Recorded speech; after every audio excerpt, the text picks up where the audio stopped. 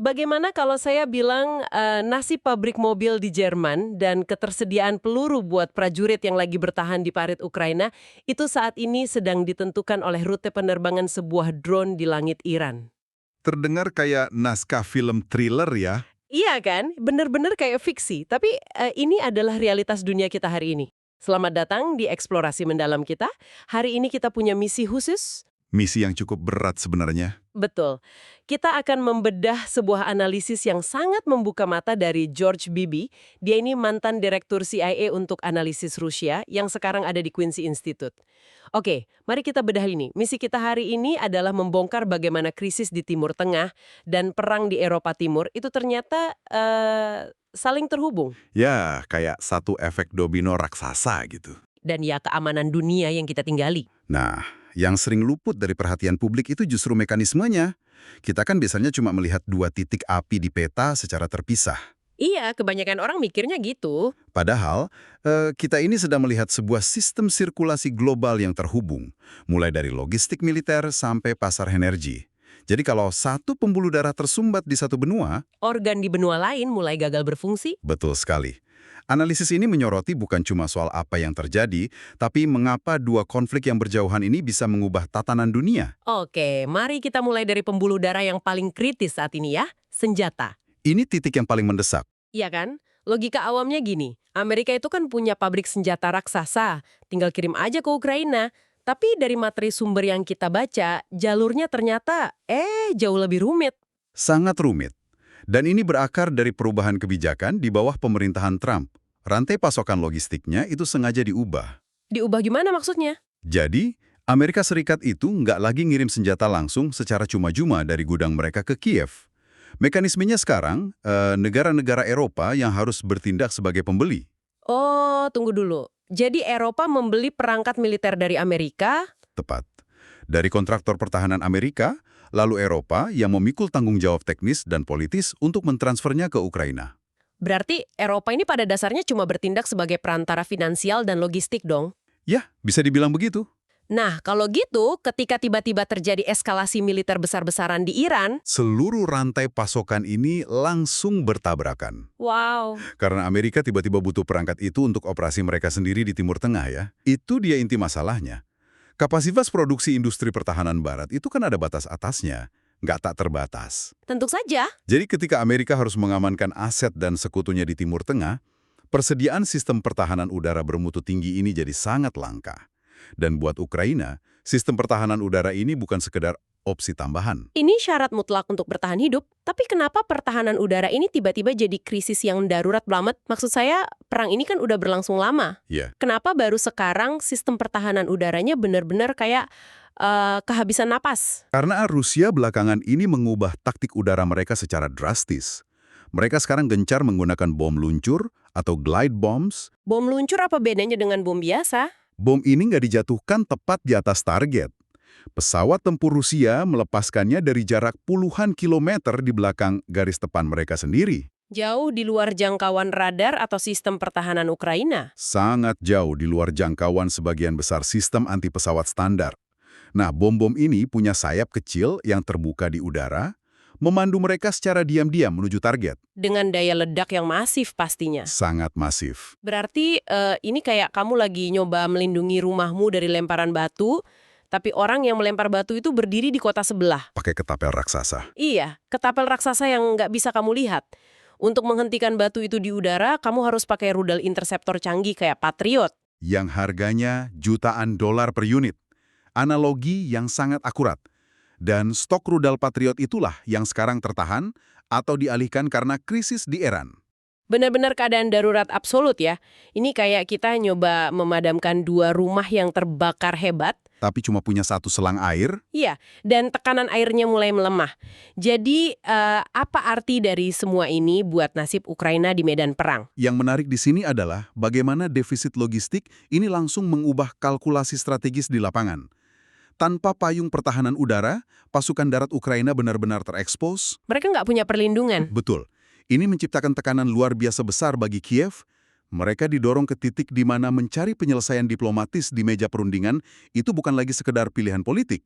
Tapi keharusan militer sebelum semuanya runtuh. Cepat. Oke, jadi senjata udah menipis. Tapi peperangan modern kan nggak cuma dijalanin pakai peluru. Pasti butuh bahan bakar dan uang. Nah, disinilah ini menjadi sangat menarik, bahkan agak absurd kalau dipikir-pikir. Strategi besar Barat sejak awal kan mencekik pendapatan Rusia dari ekspor energi. Itu landasan dari seluruh arsitektur sanksi ekonominya. Logikanya kan sederhana, kalau Rusia nggak punya uang, mereka nggak bisa bikin peluru. Mekanismenya adalah membatasi akses Rusia ke sistem keuangan global dan menetapkan batas harga pada minyak mereka. Harapannya mereka kehabisan devisa. Dan dipaksa untuk menegosiasikan perdamaian. Tapi, coba posisikan dirimu sebagai perancang strategi NATO.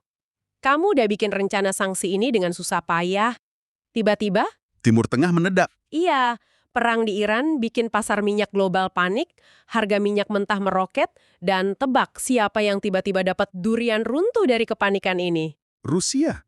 Iya, alih-alih bangkrut, Rusia justru menjual minyaknya dengan harga premium karena dunia lagi kekurangan pasokan. Ini ironis banget kan? Memang ironis. Situasi di Iran menciptakan efek substitusi yang sangat menguntungkan Moskow. Saat minyak Timur Tengah terancam, negara-negara konsumen raksasa nggak punya pilihan. Mereka butuh energi. Harus cari pemasok alternatif. Disinilah pemerintahan Trump harus membuat kompromi yang sangat canggung. Kompromi seperti apa? Mereka memberikan sinyal kepada India, salah satu konsumen energi terbesar dunia, bahwa Amerika nggak akan menjatuhkan sanksi sekunder kalau India membeli minyak mentah Rusia. Tunggu dulu. Amerika yang memimpin blokade ekonomi terhadap Rusia secara aktif kasih lampu hijau ke India buat nyuntik uang miliaran dolar ke ekonomi Rusia? Begitulah realitasnya. Bukankah itu secara harfiah menghancurkan tujuan awal sanksi tersebut? Dalam diplomasi tingkat tinggi, pragmatisme seringkali mengalahkan prinsip.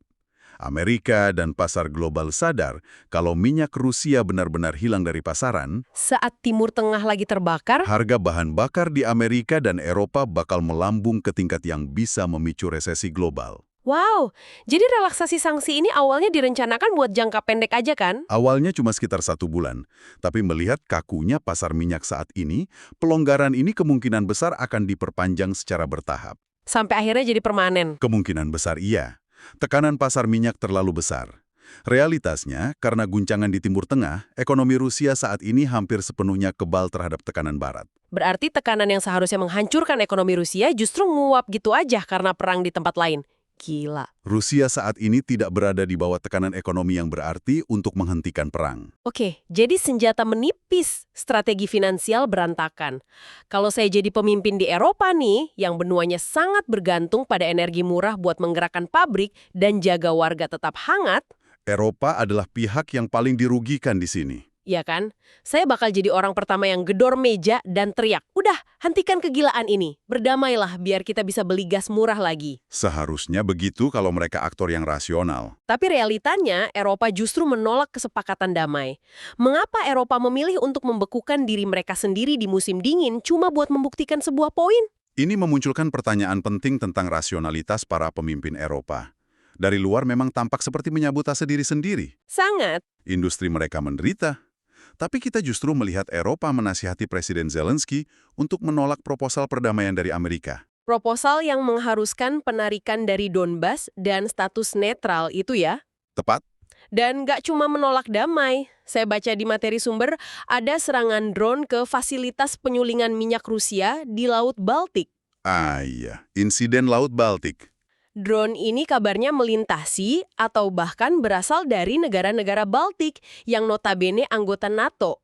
Mengapa mereka ambil resiko sebesar itu? Ini ibarat kamu nolak pakai jaket di tengah badai salju parah, cuma karena kamu bertaruh pembawa acara ramalan cuaca bakal dipecat besok pagi. Analogi badai salju itu pas banget buat menggambarkan dimensi psikologis mereka. Bibi menjelaskan bahwa Eropa sedang berjudi. Berjudi dengan masa depan mereka sendiri. Ya, mereka melihat dinamika domestik di Washington. Harapan mereka adalah krisis ini akan menggerus posisi politik Donald Trump menjelang pemilu paruh waktu di bulan November. Oh, jadi mereka mengulur waktu. Mereka rela industri mereka hancur sekarang, asalkan setelah November posisi Trump lemah dan keadaan berubah. Itu satu alasan. Tapi ada ketakutan yang lebih fundamental. Apa itu? Ketakutan bahwa kompromi dengan Rusia akan menghancurkan persatuan Uni Eropa itu sendiri. Hah? Gimana ceritanya? Uni Eropa kan menghadapi banyak friksi internal ya. Imigrasi, anggaran. Ironisnya, ancaman dari Rusia adalah lem yang menyatukan mereka saat ini. Astaga, jadi ancaman Rusia ini malah dipakai sebagai alat pemersatu politik.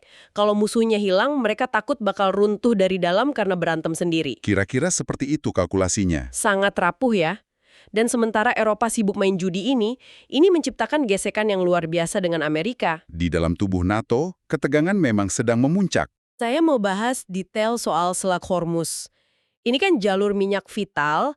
Eropa sangat bergantung pada minyak dari sana, sementara Amerika lebih mandiri. Benar. Trump minta bantuan sekutu Eropa untuk mengamankan selat ini dan Eropa nolak. Kenapa mereka nolak? Dari sudut pandang Washington, ini kerasa kayak hubungan satu arah. Eropa mau minyak aman, tapi nggak mau keluar biaya atau risiko. Parasit keamanan dong. Begitulah orang Amerika melihatnya. Tapi dari sisi Eropa, mereka merasa Trump secara sembrono menciptakan krisis di Iran tanpa perencanaan. Lalu tiba-tiba minta Eropa mempertaruhkan pasukan mereka. Persis. Argumen Eropa adalah, Anda yang memantik api, kenapa kami yang harus masuk ke asap? Tapi kalau Trump berkonsultasi lebih awal, mungkin ceritanya beda ya. BB nyebutin kalau Trump ngobrol dulu sama Kanselir Merz dari Jerman sebelum pengeboman di Iran, mungkin dia bisa dapat dukungan. Kurangnya komunikasi awal memang berakibat fatal pada keutuhan aliansi. Alih-alih bertindak bareng, mereka malah saling menyalahkan. Bayangkan kamu dan rekan kerjamu bertengkar hebat saat presentasi besar. Sementara kompetitor utamamu? Dalam hal ini Rusia, Iya, Vladimir Putin. Cuma duduk manis, mencatat kelemahan kalian. Apakah Putin akan ambil kesempatan ini buat menghancurkan Ukraina sepenuhnya? itu perdebatan yang lagi panas di Moskow. Ada faksi garis keras yang menuntut eskalasi total. Kenapa mereka mau eskalasi total? BIB pernah menyebutkan di tahun 2021 pada Radio Free Europe bahwa Rusia punya doktrin kalau tidak bertindak dianggap lebih berbahaya daripada bertindak, mereka akan perang. Dan faksi ini merasa sekarang saatnya. Iya, karena mereka ragu Trump bisa dipercaya, apalagi setelah melihat cara utusan AS bernegosiasi dengan Iran. Tapi apakah Putin setuju dengan faksi garis keras ini? Analisis menunjukkan Putin tampaknya belum bersedia menutup pintu kompromi. Masih nahan diri ya? Betul, dia masih menginginkan normalisasi hubungan dengan AS. Dia butuh ruang manuver geopolitik yang lebih luas. Biar nggak cuma jadi mitra subordinat buat China kan? Dia nggak mau cuma jadi pom bensinnya China. Sangat tepat. Dia butuh Amerika sebagai penyeimbang. Tapi masalahnya, kesediaan Putin dan tekanan di Washington ini dibatasi oleh waktu. Jendela perdamaian ini diprediksi bakal tertutup setelah musim panas ini kan? Kalender politik memang tidak berpihak pada diplomasi. Kesabaran di Washington dan Moskow tidak terbatas. Dan persis di saat kritis ini, tiba-tiba muncul laporan intelijen di media massa. Narasi bahwa intelijen Rusia ngebantu Iran menargetkan pasukan AS. Laporan yang sengaja dibesar-besarkan. Iya kan? Maksud saya, Rusia mungkin ngelihat ini adil karena AS juga bantu Ukraina nargetin tentara Rusia dari 2022. Tapi pertanyaan saya buat kamu yang lagi dengerin nih, apakah narasi intelijensi ini sengaja diputar keras-keras oleh media buat mensabotase rencana perdamaian? Jika kita menghubungkan ini dengan gambaran yang lebih besar, jawabannya iya. Rintangan politik ini sengaja diciptakan. Oleh penentang kompromi. Betul. Ini dirancang untuk mengikat tangan Trump dan mencegah kesepakatan damai di Ukraina maupun normalisasi AS Rusia. Luar biasa. Jadi buat kamu yang dengerin, ini inti dari semuanya. Di era modern ini, mencoba memisahkan satu medan perang dari medan perang lainnya itu cuma ilusi. Semuanya sangat berkaitan erat. Senjata di Ukraina bergantung pada perdamaian di Iran. Harga gas di Eropa bergantung pada pemilu di Amerika. Itu realitas geopolitik kita sekarang. Dan ini membawa saya pada satu pemikiran provokatif. Kalau sebuah konflik di Timur Tengah mampu mengubah hasil perang di Eropa Timur dan memicu keretakan aliansi yang udah bertahan puluhan tahun, Pertanyaannya adalah, apakah kita baru saja memasuki era di mana perang regional itu sudah resmi punah? Dan kalau iya, apa yang bakal terjadi pada sistem global ketika satu krisis tak terduga berikutnya muncul di belahan bumi yang lain? sesuatu yang patut dipikirkan. Pastinya. Terima kasih buat kamu yang udah ikut mengasah rasa ingin tahu dalam sesi The Deep Dive kali ini. Terus pikirkan wawasan ini secara kritis, dan sampai jumpa.